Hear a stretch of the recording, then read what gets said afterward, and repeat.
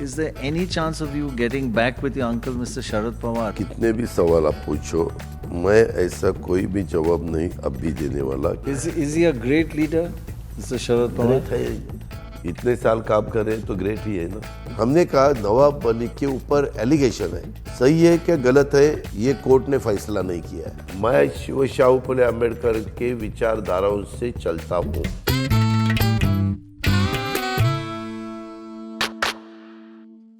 You have said that in politics there are no principles, no ideology. It's all a question of power.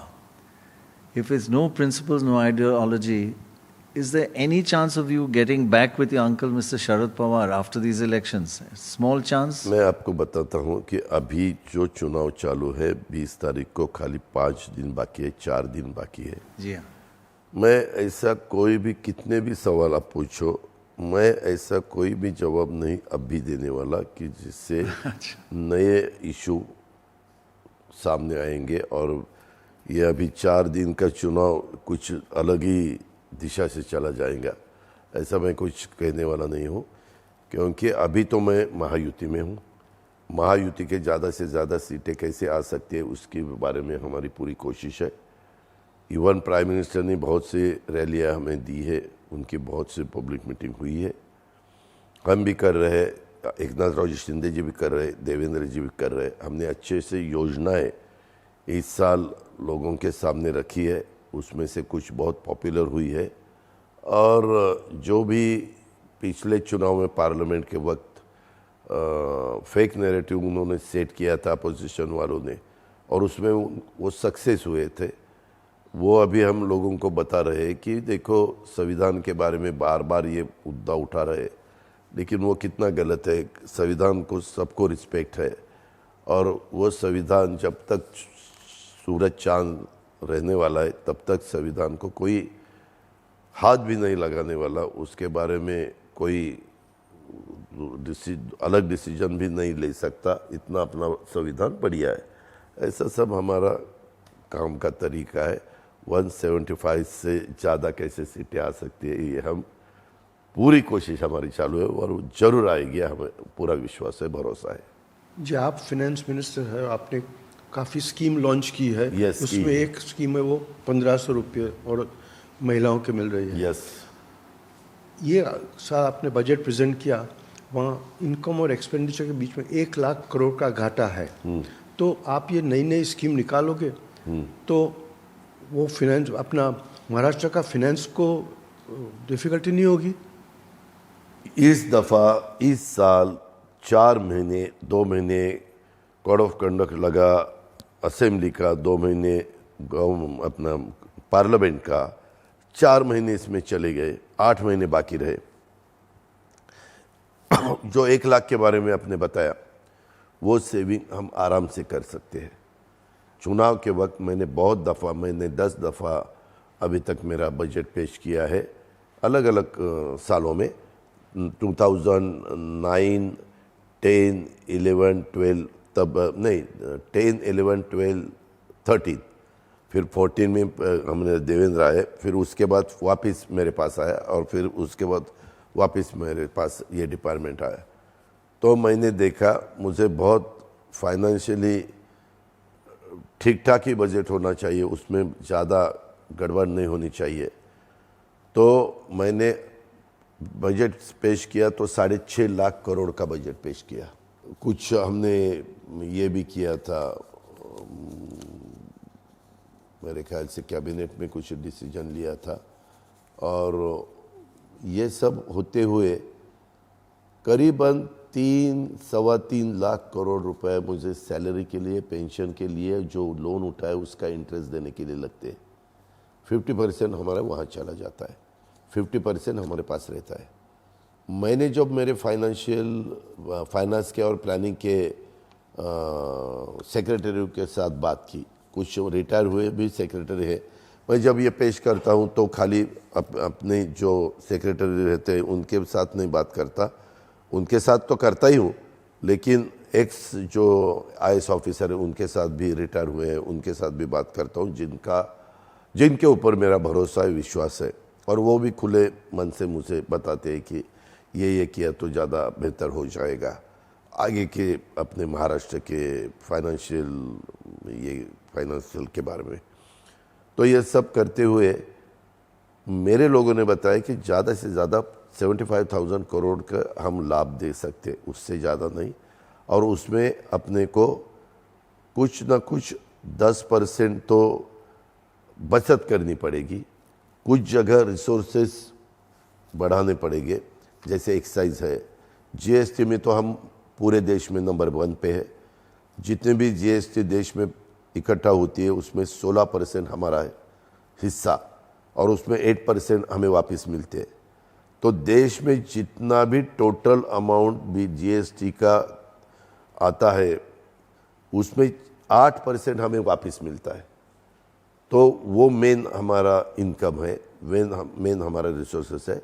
और फिर revenue department, फिर मैंने जो बताया excise, और बाकी की भी जगह ऐसे कोई है कि वहाँ हम थोड़ा बहुत टैक्स हो, या नए हमने छोटे वाले फ्लैट के लिए नहीं लेकिन बड़े वाले फ्लैट के लिए हम उनको चार्ज लगाते हैं, ऐसे सब है। ये सब करते हुए उन्होंने मुझे बताया कि दादा आपसे शुरुआत करनी चाहिए, आपने थोड़ी बचत की तो उतना पैसा तो आराम से हम निकल सकते हैं, इसीलिए मैंने वो दिया। और मैं आपको सच बताता हूँ, लोकसभा के चुनाव के वक्त बहुत बड़ी कीमत हमें चुकानी पड़ी।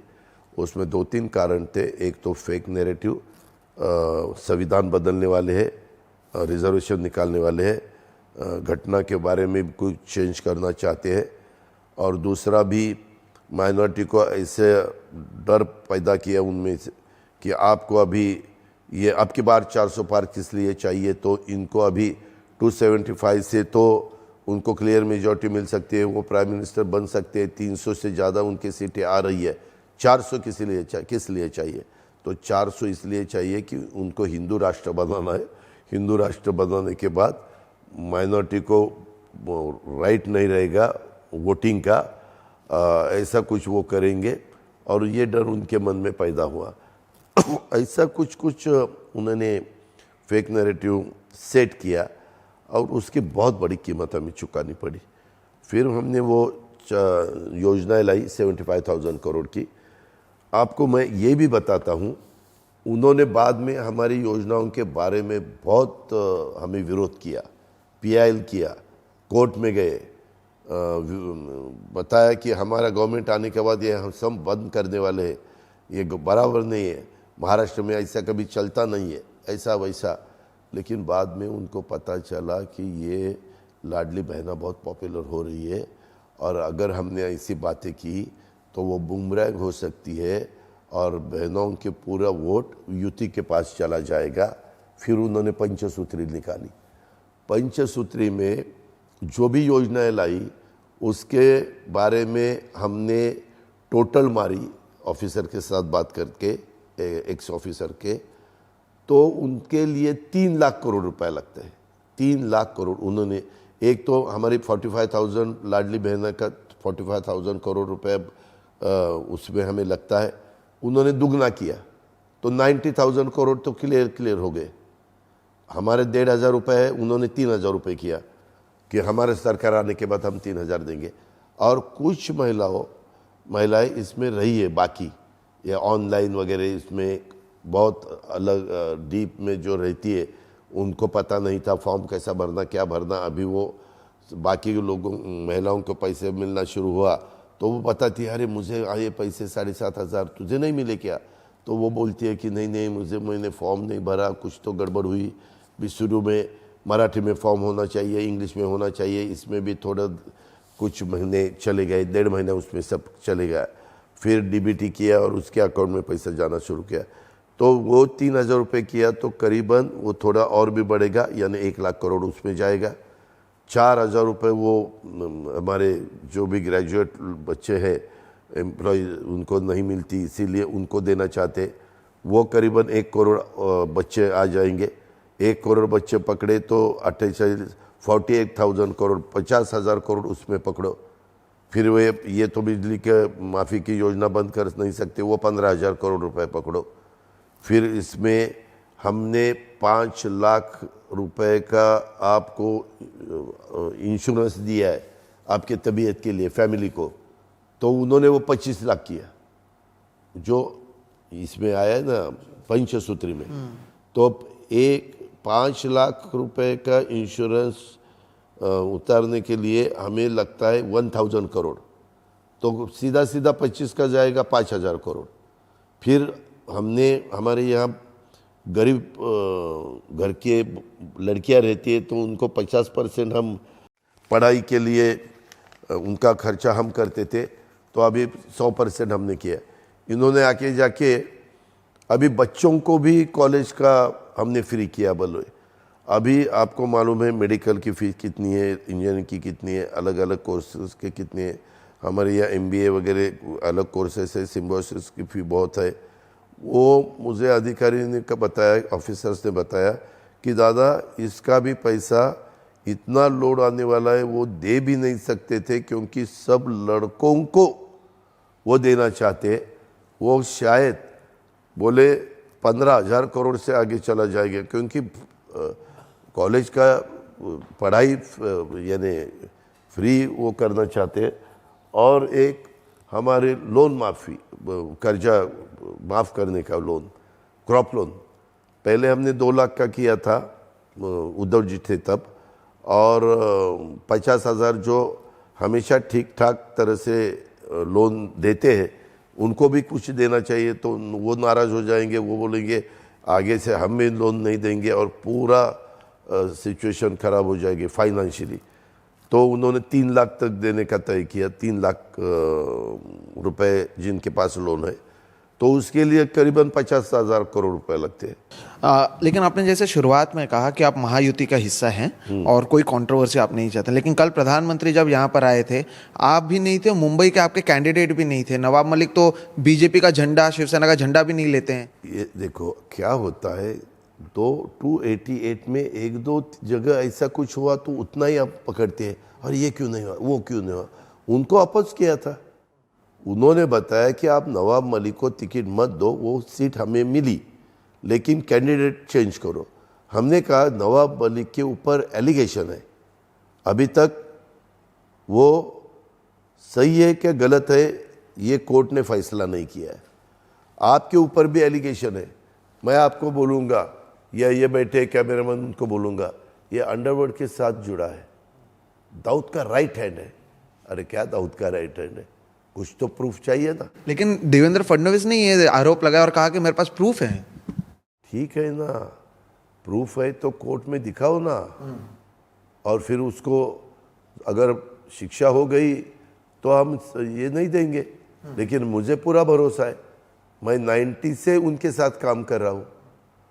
उन्होंने जिस तरह बीच में हमारे एक प्रवक्ता के नाते वो हमेशा आप सबके साथ बोलते थे, और इंडिया के बहुत से लोग वो सुनते थे, वो तब हम अपोजिशन में थे, उनको अच्छा नहीं लगा, इसीलिए उनको इसमें 91 या 92 की केस कुछ निकाली, जब बॉम्ब स्फोट हुए थे तब की। और उसके बाद कितने दफ़ा वो जीत के आए, कितने दफ़ा वो मिनिस्टर बने, कितने दफ़ा हमारे वो स्पोक्समैन रहे, ये सब आपको पता है। तो किसी के ऊपर अन्याय नहीं होना चाहिए, इसीलिए मैंने दिया। वो बोले हम उनका काम नहीं करेंगे, मत करो, हम हमारा काम करेंगे, लेकिन उसके ऊपर अन्याय नहीं होने देंगे। पूना में 21 सीट्स है, तो वहाँ भी प्राइम मिनिस्टर आए थे, मैं वहाँ था। मैंने प्राइम मिनिस्टर को बताया मैं बम्बई में नहीं आ सकता, क्योंकि मेरे अलग जगह पे मीटिंग मैंने लगवाई है, लेकिन कोई दूसरा मेरे पार्टी की तरफ से आ जाएगा। वो बोले ठीक है अजीत, ये चलता है, चुनाव के वक्त हमेशा मैं जहाँ जाऊँ वहाँ आप सभी ने आना, ऐसा कुछ नहीं है। आप भी यही काम कर रहे, मैं भी यही काम कर रहा हूँ। तो पूना में 21 में से खाली 15 MLA कैंडिडेट आए थे, 6 नहीं आए थे, वो अपने अपने काम में बिजी थे। तो उसके बारे में आप नहीं पूछेंगे, पूना में 6 नहीं थे, अजीत पवार वहाँ था, लेकिन यहाँ अजीत पवार नहीं है, यहाँ जिशान नहीं आया, नवाब नहीं है, सना नहीं है, ये जो है ना ये बराबर दे। मैंने सोशल इंजीनियरिंग की है, मेरे पास जितने भी सीटें आई मैंने 12.5% सीटें शेड्यूल ट्राइब को दी, 12.5% शेड्यूल कास्ट को दी, 10% माइनॉरिटी को दी, 10% लेडीज़ को दी। ऐसे 45% सीटें मैंने ऐसी दी और 55% ओबीसी हो, ओपन हो, ऐसे दिए। मैं शिव शाहू फुले अम्बेडकर के विचारधाराओं से चलता हूँ, कल भी चलता था, आज भी हूँ और आगे भी वैसा ही चलूँगा। वो मैंने प्राइम मिनिस्टर के क्या होता है, प्राइम मिनिस्टर जब मीटिंग उनकी पब्लिक रैली रहती है तो चीफ मिनिस्टर रहते हैं, तो चीफ मिनिस्टर उनके सामने स्पीच देते हैं और उसके बाद प्राइम मिनिस्टर, अगर वो नहीं होते डिप्टी चीफ मिनिस्टर। पहले प्रायोरिटी देवेंद्र को है, देवेंद्र और चीफ मिनिस्टर नहीं रहते, मैं रहता हूँ तो तो पुणे में मुझे स्पीच का मौका मिला। मैंने बताया कि हम शिव शाहू फुले अम्बेडकर की विचारधाराओं से चलने वाले लोग हैं, ये हम कभी छोड़ेंगे नहीं। महाराष्ट्र वही विचारधाराओं का पसंद करते हैं, ऐसा मैंने खुद उनके सामने बताया। You have been Deputy Chief Minister for so long. The opposition is saying under your leadership, so many big investments have gone from Maharashtra to Gujarat. ये भी Foxconn. How do you counter that? ये fake narrative है, ये fake narrative है। Cabinet तीसरे दफ़ा prime minister बनने के बाद पहले ही कैबिनेट ने हमारे 30 साल जो पोर्ट नहीं हो रहा था, वाढवन पोर्ट, वाढवन पालघर में करीबन 75,000 करोड़ का पोर्ट है, 75,000 करोड़ का, तो उसका काम शुरू हुआ, उसका भूमि पूजन हुआ। पूरे वर्ल्ड में 10 ऐसे साइट है पूरे वर्ल्ड में कि वहाँ सी बहुत ये है, डीप है और बहुत बड़ी ये। So how do you counter that central government is favoring Gujarat over Maharashtra? Gujarat versus Maharashtra, Gujarat is winning. ऐसा नहीं है, वही अभी नया फेक नैरेटिव सेट कर रहे हैं हमारे। आप देखो एफडीआई की सबसे ज़्यादा इन्वेस्टमेंट महाराष्ट्र में आई है, गुजरात में नहीं। महाराष्ट्र नंबर 1 पे है। यही हम लोगों को बता रहे हैं कि ये गलत बता रहे, और ये बोल रहे इन्होंने हमारा जैतापुर का प्रोजेक्ट कैंसिल किया। जैतापुर का प्रोजेक्ट तो बहुत बड़ा प्रोजेक्ट था, एटॉमिक एनर्जी, या वो हमें ज़रूरत है क्योंकि सोलर की बिजली तो मिलती है लेकिन वो दिन भर ही मिलेगी, थर्मल की पोल्यूशन बहुत हो जाता है। हाइड्रो का पानी अभी हाइड्रो के लिए नहीं देना चाहिए, पीने के लिए और खेती के लिए देना चाहिए। जी कल हम शरद पवार जी को मिले थे, वो बोले कि आपने जो आपका जो बयान पेपर में आया था क्या? वो सच है कि वो थे, मीटिंग थी अडानी साहब की, वो मगर वो बोले कि वहाँ हमने कुछ अग्रीमेंट नहीं हुआ था, तो और कोई मीटिंग थी उसके बाद आपको?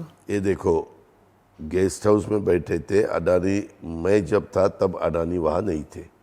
मैंने उसमें आपने जैसा सवाल पूछा तब मैं गलती से बोल गया कि अडानी थे। अडानी गेस्ट हाउस में बैठे थे।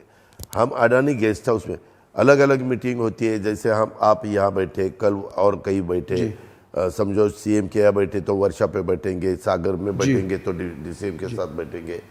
हमारी तब बीजेपी के साथ 6 करीबन मीटिंग हुई दिल्ली में, आज हुई, फिर 8-10 दिन के बाद हुई, फिर 8-10 दिन के बाद हुई, ऐसा। लेकिन वहाँ इंडस्ट्रीज कोई नहीं था, हम पॉलिटिशियन वाले सब। नहीं, वो बोले कि अडानी को मिले थे मगर ये डिस्कस नहीं हुआ था कुछ अलायंस का। अडानी साहब के पास कोई काम के लिए तो आते जाते हैं, तो वो ऐसा हम बैठते हैं और बैठने के बाद कोई इंडस्ट्रीज आया, बात करके चला गया और फिर हमारी मीटिंग चालू हो जाती है। ऐसा भी बहुत दफ़ा होता है, लेकिन उसको ज़्यादा फोकस करने की ज़रूरत नहीं, ऐसी मेरी रिक्वेस्ट। अच्छा, लोकसभा में इस बार आपके पास एनसीपी का सिंबल था, नाम था, आप 1 सीट जीत पाए।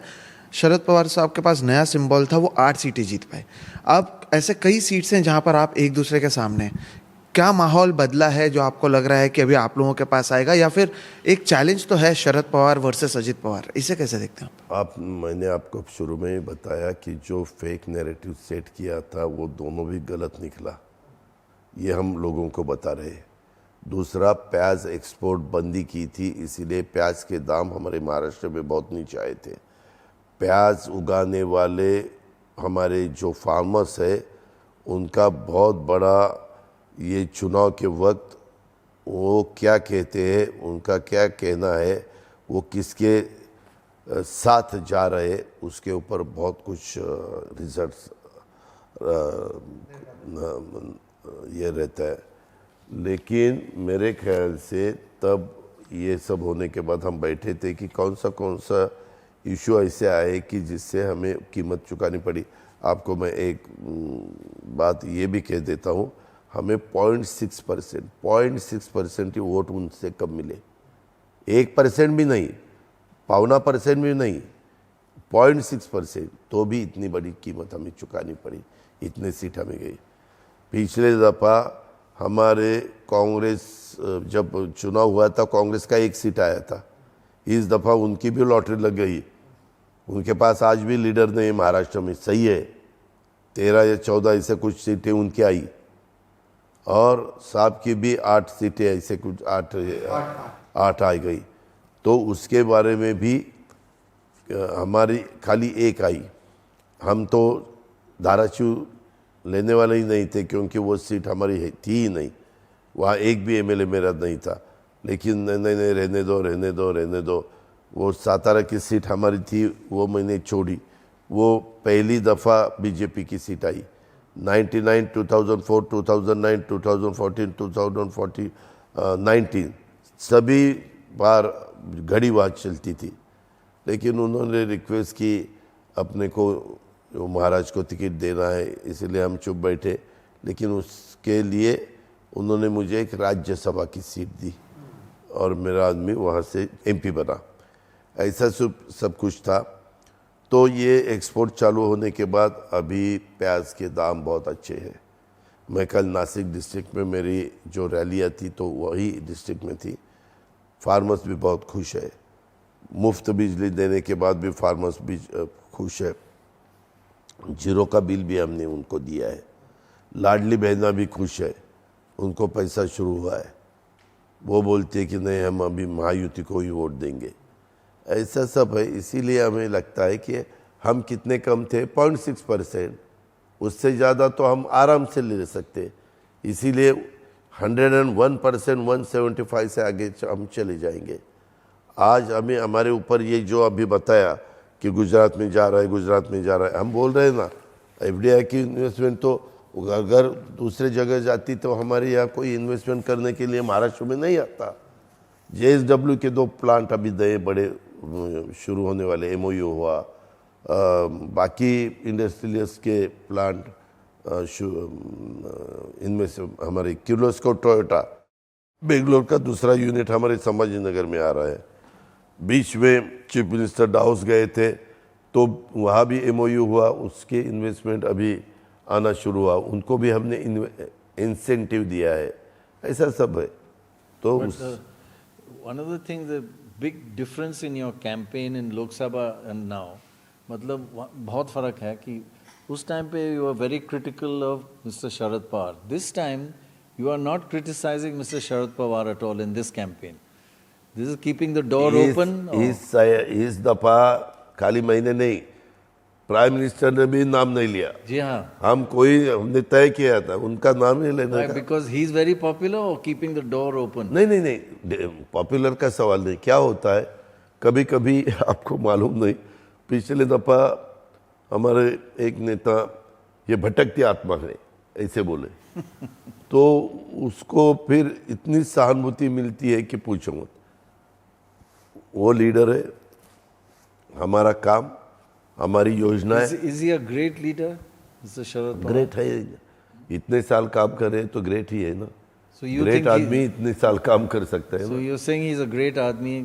ग्रेट आदमी है ही, सबने बोलने की जरूरत So है। why are you जब fighting family fight? Why is that? नहीं, मैंने हमारे सब विधायकों ने तय किया था कि अभी अपोजिशन में बैठकर कुछ होने वाला नहीं है, अपने कॉन्स्टिट्यूंसी में डेवलपमेंट होनी चाहिए, इसीलिए उनके साथ जाना चाहिए। और बहुत दफ़ा वैसी कोशिश हुई। 2014 में हमने बाहर से उनको सपोर्ट किया और गवर्नमेंट लाया, आपको पता होगा। 14 में बाहर से सपोर्ट दिया, आप गवर्नमेंट बनाओ, हम असेंबली आई थी। उसके बाद इस बार भी कर सकते हैं बाहर से सपोर्ट। किसको? इस टाइम किसको? MBA क्या जरूरत है? हम महायुति आने वाले हैं तो जरूरत ही नहीं ना। नहीं सच बताता हूँ। और हमारे महाराष्ट्र के लोगों ने नहीं, अलग अलग पॉलिटिकल पार्टियों ने ये विचारधारा सब छोड़ दिया है। Biggest family fight and he says, mister Sharad Pawar says he approached you to come back and you said no. This is correct? ये देखो, अभी हम उसके बारे में, हमारी सोच ये है 20 का चुनाव वोटिंग और ज़्यादा से ज़्यादा सीटें उसके लाने पहले का। you won't say anything. तब तक कुछ नहीं बात करें। क्या होता है, कुछ वर्ड ऐसा चला जाता है, सब उसके ऊपर पानी फेर जाता है। जी 2 दिन हुए हम विदर्भा में थे, वहाँ तो बहुत तकलीफ है फार्मर्स को। सोयाबीन और कॉटन की, अपना संतरा वो भी। बोलते हैं कि सरकार तो हमें, आपकी सरकार के लिए नहीं, सरकार 50 साल से हमारे लिए कुछ करती ही नहीं है। बस तो सरकार, आपकी सरकार का क्या प्लान है? ये देखो ना, पिछले दफा लास्ट ईयर जी हम यही प्रॉब्लम था, तो हमने उनको इंसेंटिव 5-5 हज़ार रुपये पर हेक्टर ही दिया था, 10-10 हज़ार रुपये दिया था फार्मर्स को। तो अभी उनका ये इस दफ़ा बारिश भी अच्छी गिरी है महाराष्ट्र में, तो बारिश जब अच्छी गिरती है तो फसल भी अच्छी आ जाती है और उनको दाम भी अच्छा मिलना चाहिए, ऐसा उनका कहना रहता है। तो मैंने शिवराज सिंह चौहान साहब के साथ बात की, वो एग्रीकल्चर मिनिस्टर थे। उन्होंने बहुत अच्छी तरह से मध्य प्रदेश का गवर्नमेंट चला है, बहुत सालों से चला है। वहाँ का एग्रीकल्चर का GDP तो बहुत अच्छा था, आपको भी पता है। तो वो बोले कि अजीत सही है, अपने सोयाबीन और कॉटन के बारे में अपने को कुछ ना कुछ करना ही पड़ेगा। और कि हम अभी सोयाबीन का रेट अगर बढ़ जाए, ऑयल के दाम बढ़ जाते हैं, और ऑयल के दाम बढ़ जाने के बाद अपोजिशन, देखो दाम बढ़ गए, महंगाई हो गई, और यहाँ नहीं दाम देते, देखो फार्मर्स के साथ काम नहीं करते। तो वो बोले कि ये कोड ऑफ कंडक्ट ख़त्म होने दो, हम बैठेंगे और उसमें से स्टेट गवर्नमेंट क्या कर सकती है, सेंट्रल गवर्नमेंट क्या कर सकती है, और फार्मर्स को कैसे हम रिलीफ दे सकते हैं, वो सोचकर डिसीजन लेंगे। ये आइडियोलॉजीज की बात कर, आपने कहा कि शाहू फुले अंबेडकर की आइडियोलॉजी आप मानते हैं, बीजेपी शिवसेना कहती है कि उनकी हिंदुत्व की आइडियोलॉजी है, इसके लिए वो साथ में हैं। यहाँ पर जब योगी आदित्यनाथ आए थे तब पोस्टर्स लगे थे, बटोगे तो कटोगे, प्रधानमंत्री एक है तो सेफ है बात करते हैं, देवेंद्र फडणवीस वोट जिहाद की बात करते हैं। क्या वाकई इस चुनाव में आइडियोलॉजी मैटर करता है सर, या फिर ये अब केवल लड़ाई पावर के लिए? हमारी यहाँ आइडियोलॉजी की बात सबने वैसे तो बाजू रखी है, बंद कर दिया। नहीं बाजू, मैं तो शाहू फुले अम्बेडकर के विचारधारा से, मैं बार बार PM के सामने भी बोला है, आप मेरा स्पीच देख लो, और हमेशा वो बटेंगे लड़ेंगे, बटेंगे कटेंगे, उसको मैंने विरोध किया है। हर मीटिंग में मैं बोलता देता हूँ, ये ऐसा नहीं, वो नॉर्थ में चलता होगा शायद, हमारे साउथ में बिल्कुल नहीं चलता, महाराष्ट्र में बिल्कुल नहीं चलता, ये सही है। और अभी तो बीजेपी के कुछ विधायकों ने, MPs ने भी विरोध किया, अशोक चौहान ने विरोध किया, पंकजा मुंडे ने विरोध किया। मुझे ऐसा किसी ने कहा कि पूनम ने भी शायद विरोध किया है, या पूनम ने, पंकजा ने तो किया ही, पंकजा मुंडे जी ने। ठीक। तो यह हमारे यहाँ वैसा बिल्कुल नहीं चलता। और आप जो बोल रहे हैं कि हम सब एक है तो सेफ है, एक है तो सेफ है, आप अलग सोच है, मेरी सोच क्या है, सबका साथ सबका विकास, सबका साथ सबका विकास, सब हम एक है, सब यहाँ बैठे तो सेफ है। सही है ना, सब हम एक रहेंगे तो सेफ रहेंगे। उसमें अंडरलाइन कुछ और है। नहीं, आप उसी हिसाब से, आप उस एंगल से देखते हैं, इसीलिए आपको वैसा वोटर की Sir, are you giving Maratha reservation? वो तो हमने दिया है। बस और नहीं? नहीं भाई, हमने 10% दिया है ना, आप मालूमात करो। हमारे यहाँ 52% रिजर्वेशन था। और देंगे नहीं सर, आपको मालूम नहीं, 52% रिजर्वेशन हमारे यहाँ SC, ST, OBC है ना, 10% EWS सब भारत के लोगों को मिला, और फिर 10% हमने, हमारा रिजर्वेशन अभी 72% गया है। तो और नहीं देंगे अभी? नहीं अब भी दिया है। लेकिन मनोज जरांगे पाटिल प्रदर्शन नहीं, वो जरंगे पाटिल जी का कहना है कि आप ओबीसी के कैटेगरी में, ओबीसी में, कुणबी में डालो, कुणबी में डाल के ओबीसी में डालो, यानी 52 में। वो आप अपोज कर रहे हैं, भुजबल जी भी अपोज कर रहे हैं। नहीं भुजबल जी नहीं, सभी ओबीसी वाले उसके बारे में अपोज कर रहे हैं। हम उसमें से कुछ ना कुछ ऐसा रास्ता निकालना चाहते हैं कि उनको भी ठीक लगे, इनको भी ठीक लगे। लेकिन जो अभी मराठा लोगों को रिजर्वेशन दिया है, उसके लिए बच्चों को नौकरी के लिए, पढ़ाई के लिए फ़ायदा हो रहा है। और क्या हुआ, हमारे यहाँ विदर्भ में बहुत बड़े पैमाने पे ओबीसी में हमारे लोग हैं, उत्तर महाराष्ट्र में है, कोंकण में है, पश्चिम महाराष्ट्र में भी थोड़े बहुत है, मराठवाड़ा में नहीं है। मराठवाड़ा निजाम शाह के अंडर काम कर रहा था, तो वहाँ हमारे मराठा लोगों को वहाँ सर्टिफिकेट नहीं मिल रहा है।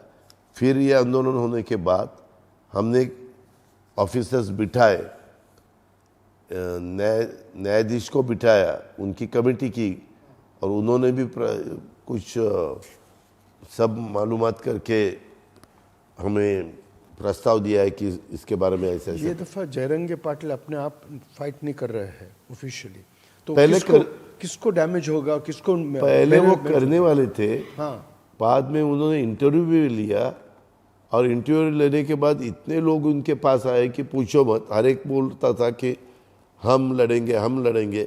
उनको जब पता चला कि अगर हमने किसी को टिकट दिया और दूसरे 10-10, 12-12 लोग नाराज़ हो गए, तो उसका असर इसके ऊपर पड़ जाएगा, उनके लीडरशिप के ऊपर, और रिजर्वेशन का जो इशू है इसके ऊपर। इसीलिए उन्होंने कहा कि सब हम विड्रॉ करेंगे और बाद में कह देंगे कि बेनिफिट किसको मिलेगा उनका विड्रॉल? नहीं मिलेगा कि नहीं, अभी वो क्या करेंगे, किसको सपोर्ट करते हैं उसके ऊपर है। तो किसको सपोर्ट करेंगे आप? नहीं, अभी उनके मन में क्या है वो मैं कैसे बता सकता हूँ। वो अलग अलग कैंडिडेट को सपोर्ट करेंगे, उनको बताएंगे। पिछले दफ़ा मराठवाड़ा में बहुत बड़ी कीमत युति को चुकानी पड़ी, खाली एक सीट आए समझनगर में। 5 साल में महाराष्ट्र में 3 मुख्यमंत्री बदले। पहले देवेंद्र फडणवीस 3 दिन के लिए, फिर उद्धव ठाकरे, फिर बाद में एकनाथ शिंदे। तीनों में एक चीज़ कांस्टेंट था कि आप तीनों में उप मुख्यमंत्री थे। अभी भी महायुति में आप सबसे कम सीट लड़ रहे हैं। आप कब मुख्यमंत्री बनने के रेस में हैं, नहीं है? कम सीट लड़कर आप कैसे मुख्यमंत्री बने? मैंने उसके बारे में आपको पहले दफ़ा ही बताया है कि पहला टारगेट है 175 से आगे सीटें लाना, फिर हम विधायक बैठेंगे और सोचेंगे। नंबर 1। नंबर 2, आप मुझे बताओ कि देवी गौड़ा कितने सीट पे देश के प्रधानमंत्री बने, आईके गुजराल कितने सीट पे देश के प्रधानमंत्री बने, चंद्रशेखर जी कितने सीट पर देश के प्रधानमंत्री बने। एक स्टेट में तो एक आदमी, इनको नाम पता होगा, 50% इनके सीट आए, 50% इनके सीट आए। वो अकेला जिस बाजू जा रहा था वो गवर्नमेंट बनाने वाले थे, तो उन्होंने बताया कौन मुझे चीफ मिनिस्टर बनाएगा बताओ, मैं उनके साथ जाऊंगा, और वो चीफ मिनिस्टर बनाना झारखंड या छत्तीसगढ़ ऐसा कोई, तो लेकिन 100% हुआ था, एक ही था और चीफ मिनिस्टर बन गया। नहीं, तो आप हैं रेस में। मैंने एग्जाम्पल दिया, मैंने पहले ही बताया, मैं बार बार बोल रहा हूँ कि हमारा टारगेट 175 से ज़्यादा सीटें लाना। इसीलिए ऐसा कोई भी स्टेटमेंट नहीं करने का कि जिससे और भी नए इशू पैदा हो। इसीलिए मैं बार बार आपको बोल रहा हूँ। Thank you very much. Thank you very much. Thank you.